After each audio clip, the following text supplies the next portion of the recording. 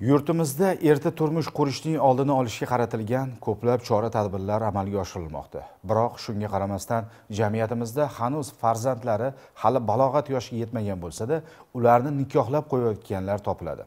Sir emaski, erta oila qurish ko'plab salbiy oqibatlarga olib keladi. Shu boisdan ham yurtimizda 18 yoshga to'lmagan shaxslarning nikohi qonuniy qayd etilmaydi. Lekin hozir qonunni chetlab o'tib farzandlariga shar'iy nikoh o'qitayotganlar ham yo'q emas. Jumladan Sirdaryo viloyatida ota o'z farzandini hali 17 yoshga to'lmagan qiz bilan shar'iy nikohdan o'tkazib qo'ygani aniqlandi. Sirdaryo tumanida istiqomat qiluvchi fuqaro tomonidan qonun hamda shariat talablariga mos bo'lmagan holatda nikoh o'qilgani aniqlandi. Qora sud tartibida ajrashmagan o'g'lini 17 yoshga to'lmagan shaxs bilan shar'iy nikohini o'qib, ma'muriy javobgarlik to'saqo'siz 47-moddasi prim 3-qismida ko'rsatilgan huquqlarni sodir qilgan deb topdilar.